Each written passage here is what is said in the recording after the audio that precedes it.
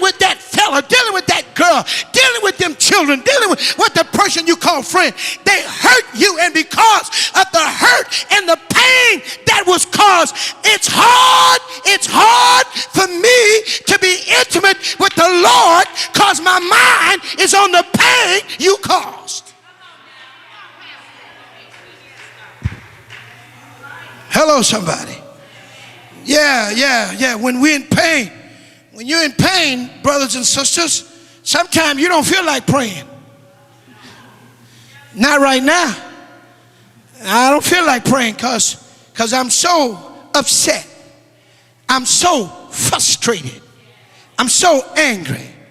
And I'm so hurt. When you're in pain, a lot of times you don't feel like praising. Hello. Matter of fact, don't even mention praising. I don't even feel like going to church today. Because I'm in pain. And it's hard for me to be intimate with the Lord. Pray. Lord, kill it. Lord, get it. Lord, take away whatever's causing me the pain. Hallelujah. When our heart is aching and paining, we don't feel the closeness of a friend. I don't care how that friend says, I'm here for you. When you're hurting and in pain, you don't feel the closeness of no friend. Hallelujah. You don't feel the love. You don't value the love. The relationship suffers. Our confidence is shaky and our understanding becomes darkened because pain has a way of affecting intimacy. In this text, we find three people. Elkanah, he's married to Hannah and Peninnah.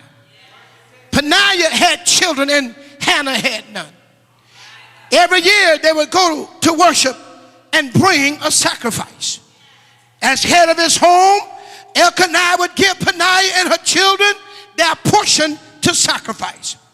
But he loved Hannah so much that he would give her an extra portion. Hannah had no children.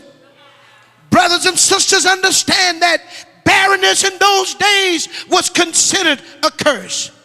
And what made Hannah feel even worse, the fact that God had shut her womb.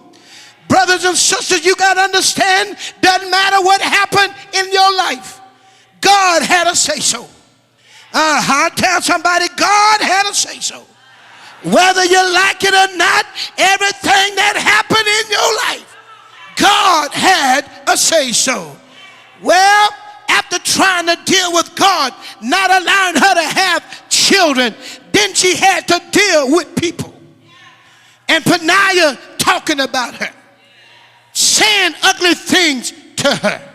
I know what you say. I know you bad. I know you good. And you know, sticks and stones may break my bones, but words will never hurt. You're a better person than me because words hurt me. Talk to me, somebody. You're just a better person than me because sometimes words hurt me so bad I got to get alone and cry and say, why did they say that about me? They don't know me. Why would they say that? Talk to me, somebody. Well, maybe you're strong enough to say sticks and bones will break your bone. Word don't hurt. Well, anybody here say the devil is a lie? Because words do hurt. Sometimes the greatest hurt is verbal abuse. Verbal abuse. When he belittles you, when she belittles you, it cuts you to your core. Talk to me, somebody. When he belittles you, when she belittles you, it cuts you down and it brings you down and it hurts your heart and you feel like you're that small. But thanks be to God, who's the lifter of your head. Thanks be to God, who lifts you up after you've been cut down. Thanks be to God. Somebody give God praise right there. Hallelujah. Yeah, she's dealing with Hannah, with Peninnah. Hannah is in pain and she's hurting. And all she did was cry. Have you ever been there, sisters? Have you ever been there, sisters, when you're so hurt that all you did was cry and you told yourself, I'm tired crying about this. I'm tired crying. Have you ever been there, brother? Well, all you can do is cry. And I believe Hannah had the gut cry. It just wasn't a cry, but it was a gut cry. And until you done had a gut cry, you ain't cried. Hello, somebody. Until you done have one of them gut cries. And if I can describe a gut cry is when you start crying and you get to you start losing your breath and look like every breath in you is being taken out of you. You look like you're going to pass out. Feel like you're about to lose. You're about to die. Have you ever cried? Have you ever cried? Have you ever had a gut cry? Have you ever cried and said, Lord, I'm tired. I wish God would stop the tears from flowing. Somebody give God a praise if you know what I'm talking about. All she did was cry, and she couldn't eat.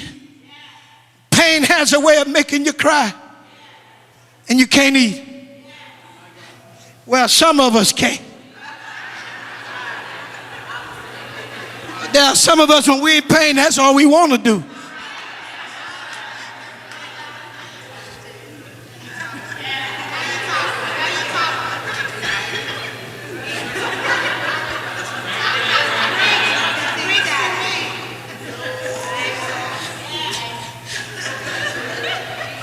I'm gonna fix me something. But there's something about pain. Somebody shout pain. Pain. All she did was cry because she was in pain. And Elkanah asked her, she said, why are you crying so much? Have you ever wanted to ask somebody, you see them crying, a spouse just crying, and you want to tell them, listen, it's okay. Stop crying. And have you ever been there when you know somebody's crying and you want to hug them and say, it's okay. Elkanah, he looks at his wife and he says, why are you crying so much? He says, now, am I not better? I know you feel bad because you have no son, and I know you feel bad because God has shut your wound, and I know you feel bad because people are talking about you, but he said, look at what you got. He says, am I not better than 10 sons to you? I'm the perfect man for you. But now notice he says son, because to have a male child was a blessing. To have a male child, the male child will allow the lineage to go on in your name. He says, now am I not better? At the time, listen, at that time, oh my God, Hannah didn't care what was better. She was hurting. Hello, somebody. What she wanted was deeper than what he could give her at that moment. She wanted a child, and it wasn't his fault, it was her fault. Talk to me, because she was barren. Talk to me, somebody. It wasn't that he wasn't trying, he was trying, but she could not produce. But I'm so glad that one day God heard her crying. I come to tell somebody this morning, you go ahead and cry, baby. Go ahead and cry. You ain't got to sing that song, I done cried my last tear. Go ahead and cry some more tears, because they that sow in tears gonna reap in. They that sow in tears gonna reap in what? Tell somebody, I got some joy coming. I done cried too many tears. I done cried too many nights. I done cried. I got some joy.